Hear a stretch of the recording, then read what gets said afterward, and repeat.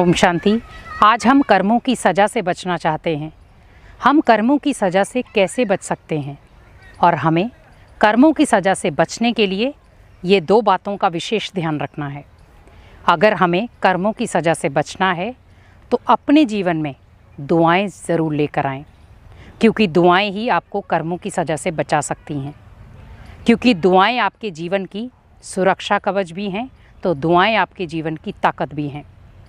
क्योंकि जब भी आप कोई उल्टे कर्म करते हैं, बुरे कर्म करते हैं, किसी को दुख देने वाले कर्म करते हैं, तो कहीं ना कहीं वो दुख देने वाले कर्म आपको कर्मों की सज़ा दे सकते हैं। आज हम बहुत सारे ऐसे कर्म कर रहे हैं जहाँ पर लोगों को दर्द हो रहा है, लोगों को पीड़ा हो रही है, लोग अपमानित हो रहे हैं, लोग रो रहे हैं और आप उन्हीं के ऊपर हंस रहे हैं। तो जब आप अनेक आत्माओं के ऊपर हंसेंगे जो रो रही हैं, पीड़ा में हैं, दर्द में हैं, वही कर्मों की सज़ा बन जाती। आज आप देखें समाज की या देश की हालत क्या बन गई है। इतनी सारी बुराइयां पैदा हो गई, इतनी सारी बुराइयों में लोग जाना शुरू हो गए कि उन्हें यही समझ नहीं आ रहा कि आखिर हम कर क्या रहे हैं।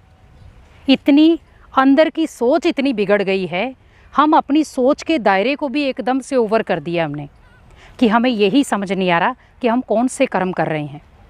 आज कर्म की परिभाषा ही बदल दी हमने, प्यार स्नेह की परिभाषा ही बदल दी हमने।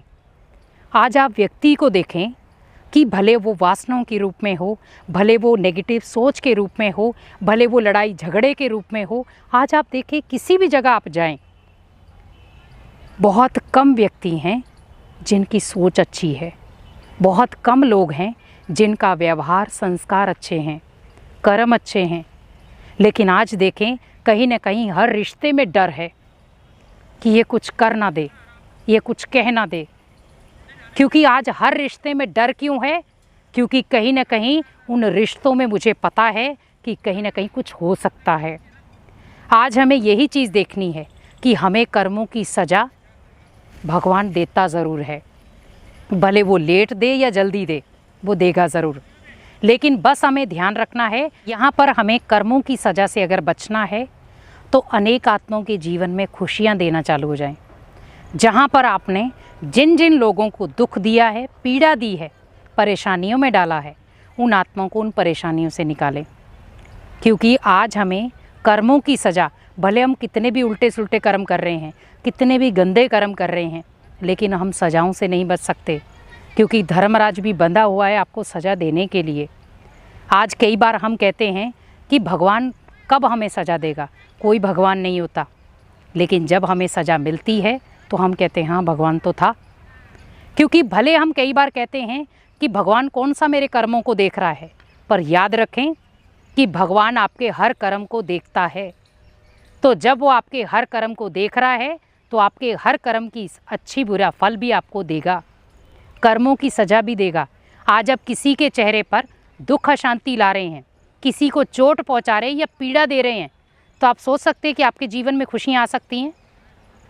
कुछ पल की खुशियां आ सकती, सदा काल की नहीं। वहाँ पर आप सोचें कि मुझे कर्मों का फल अच्छा मिले, मैं किसी को चोट दूं, किसी को दुख पहुंचाऊं, किसी को पीड़ा दूं और भगवान मुझे कर्मों का फल अच्छा दे, हो सकता है? नहीं। यहाँ पर आपको कर्मों की सज़ा ज़रूर मिलेगी, कर्मों का फल नहीं। क्योंकि जीवन में अगर हमें कुछ कमाना है तो कर्मों के फल को श्रेष्ठ कमा लो। क्योंकि सजाएं व्यक्ति कब भोगने में आ जाए पता भी नहीं चलेगा।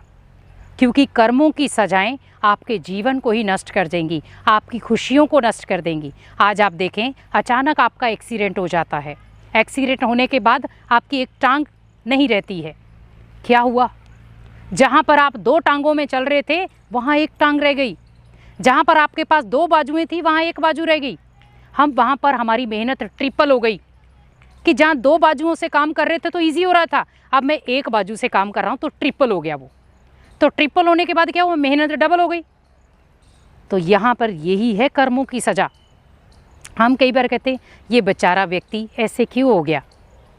अगर आप उसके पूर्व जन्मों के कर्म को देखें तो उसने किसी को बहुत दुख, बहुत चोटें पहुँचाई है, बहुत पीड़ा दी है जो आज वो खुद पीड़ा में है, बहुत दुख दिया है जो आज खुद दुख में है।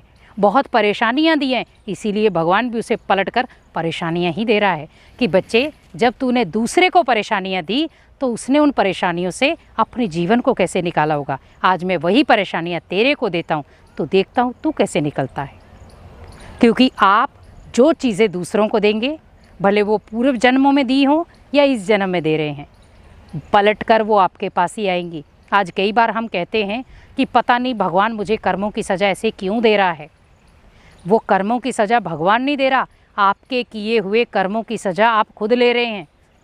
भगवान ने तो आपको अच्छे कर्म सिखाए, लेकिन हमने अच्छे कर्म किए कहाँ, हमने हर कर्म गलत करते गए। तो यहाँ पर अगर मुझे कर्मों से बचना था, कर्मों की सजाओं से बचना था, तो यहाँ पर मुझे ध्यान रखना है कि मुझे किसी को भी परेशानी में नहीं डालना है। अगर मैं खुद परेशान हूँ तो अपनी परेशानी का कारण दूसरे को नहीं बनाना है। कई बार क्या होता है कि हम किसी परेशानी में होते हैं, हम इतने चिड़चिड़े हो जाते हैं कि किसी को भी कुछ भी बोल देते हैं। हम घर परिवार में एक तनाव का माहौल क्रिएट कर देते हैं। कई बार हम बच्चों को थप्पड़ तक लगा देते हैं। कर्मों की सज़ा काउंट हो गई वो, क्योंकि कहीं ना कहीं वही कर्मों की सज़ा आपको पलट कर कहीं ना कहीं मिल जाएगी। और फिर हम कहते हैं कि इसने मेरे ऊपर थप्पड़ क्यों लगाया, इसने हाथ क्यों उठाया। जब आप वही हाथ किसी बच्चे पर उठा रहे थे तब आपको सोचना चाहिए था ना। लेकिन हमने क्या सोचा, ये तो मेरा ही बच्चा है। तो आप सोचो कि जब वो मेरा बच्चा है तो वहाँ पर आपका संबंध इस जन्म में हुआ है, पूर्व जन्मों में आपका वो बच्चा नहीं था। इसी समय हमें ध्यान रखना है कि हमें अपनी कैटेगरी को बदलना है। हम जो अपनी सोच को एक दायरा देकर रखा है कि मुझे कुछ भी कर्म करने हैं, हमें कोई फ़र्क नहीं पड़ने वाला, कोई सज़ा नहीं मिलने वाली, तो फिर हमें इतनी सज़ाएं क्यों मिल रही हैं। एकदम से व्यक्ति का कुछ प्रॉब्लम आ जाती है, हार्ट फेल हो गया, वो ज़्यादा काम नहीं कर सकता, किडनियाँ फेल हो जाती तो भी ज़्यादा काम नहीं कर सकता, या ज़्यादा किसी से उठना बैठना नहीं कर सकता, मेंटली हेल्थ की थोड़ी कम हो गई है, शारीरिक फिटनेस कमज़ोर है, वो कोई वर्क नहीं ढंग से कर सकता, कहीं जा नहीं सकता, ढंग से खा नहीं सकता, डायबिटीज़ है। आप सोचिए कि जितनी सारी चीज़ें आ रही हैं, कहीं ना कहीं हमारे कर्मों का ही सज़ा है। ये कर्मों की सज़ा ही हमें बार बार कहीं ना कहीं किसी दुख में, किसी न किसी बीमारी में, किसी न किसी चिंता में ले आती है।